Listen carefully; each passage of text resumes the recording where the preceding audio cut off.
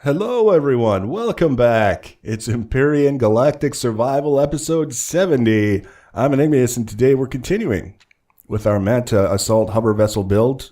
Pretty much right where we left off in the last episode. We're just finishing off a little bit of the detailing around the entrances to the below decks area that we put in place.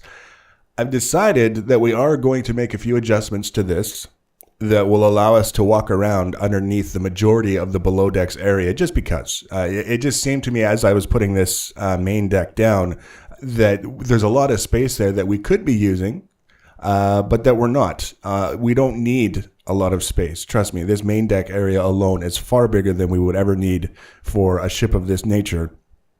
But at the same time, there's always that little part in the back of my head that says it's not going to take a long time or a lot of effort or a lot of thought even to modify this so that we have access to that below decks area. We can get down there and walk around. So we might as well. So that's what we'll be doing, not this episode, but an episode or two from now. It'll just be a minor change that you'll see taking place. And then it'll be a little bit better than it is now. But I like the detailing around the opening. It's better than just a plain opening with a staircase going down, I think. So we're going to keep that basic general design. I'm just going to modify it, reorient it, and then raise the main deck one block so that we have access underneath for walking around. Pretty simple, pretty straightforward. The main focus for this episode, after we get down there with our drone and just kind of look around and see what kind of space we have and stick a couple of lights down there as well, the main focus of this episode is going to be working on the transition for the air vents, the air intake vents.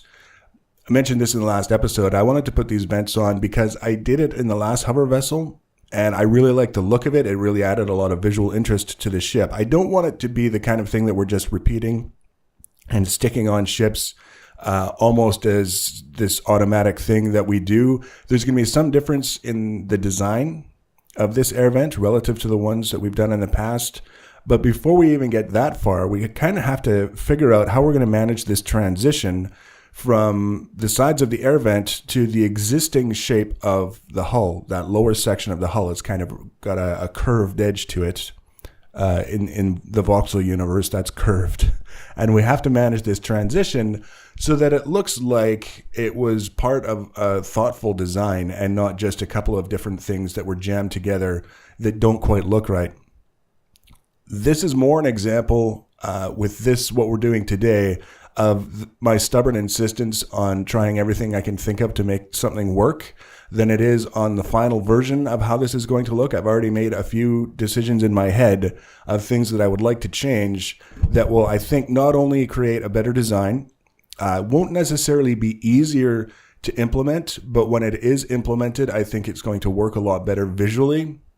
And overall, when I picture it in my head, as long as I can make it happen in the game, I'll be much happier with that than what we come up with here today. And you can see this was a great opportunity to mess around with some of the new blocks that we were given in some of the most recent patches that we haven't had really a chance to work with in the past because there was just never really call for it.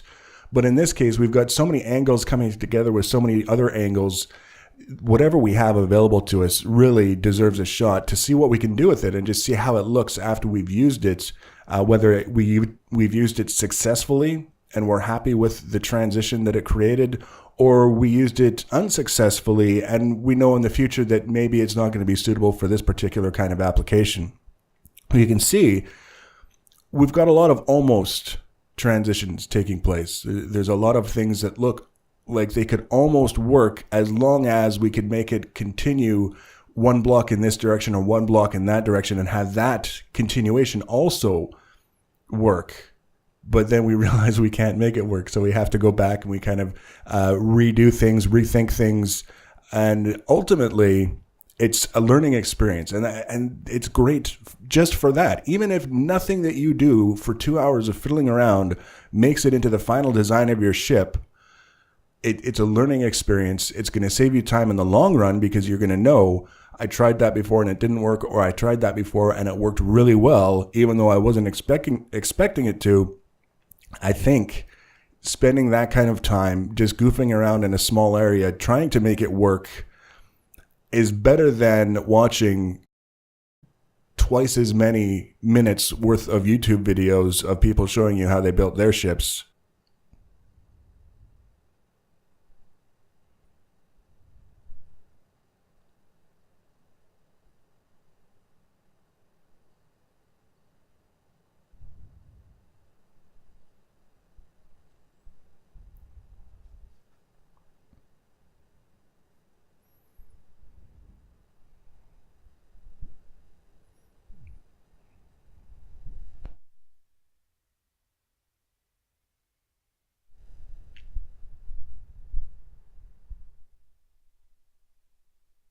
I think ultimately looking back at what didn't really work with this whole setup is that as part of our efforts to make the transition work, we kept pulling everything forward along this lower edge of the hull. We kind of, instead of being able to resolve the transition, so to speak, and just take care of it in one localized area and be done with it, we ended up constantly kind of pulling it a little bit farther ahead, hoping that by doing that, it was going to free up a little bit of wiggle room, so to speak, that we could use to resolve the transition smoothly with the blocks that were available to us.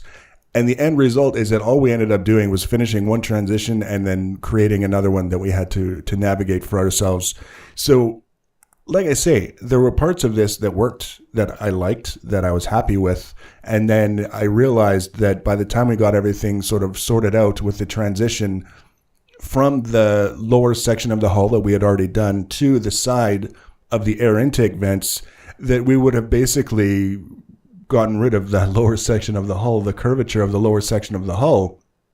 So that's when I realized that there was something that we needed to correct before we moved forward and tried to complete this whole thing. And I basically come up with the idea now, and you'll probably see more of this in the next episode, of moving the air intake back farther on the hull so that we don't have so many angles to work with when we're navigating the transition. But also, I think it's going to result in a better overall look for the vessel when it's done than having these air intakes way far forward on the front of the ship and more or less flat sides. As a result of it, we're going to be able to preserve more detail, and we're going to be able to incorporate more detail as opposed to what we're doing now, which is we're actually wiping out detail as we move forward because we're just trying so hard to bring everything together. Like I say, I don't regret the time that I spent working on this because it was a great opportunity to mess around with the new blocks in a practical setting where I had a goal in mind, and I was able to kind of try and bend them to my will, so to speak. It's one thing to just kind of have the blocks and to sit down and kind of put them together, and it's very, very useful, especially when we're first learning about a new set of blocks, to just kind of put them together and see how they fit together with other blocks. But it's another thing when we've got an objective in a particular design that we're trying to meet, and we can use those blocks and see exactly what we can get out of them. So for now, like I say, it's just an exercise in doing what we can with the things that we've got to try and come up with something that we're happy with.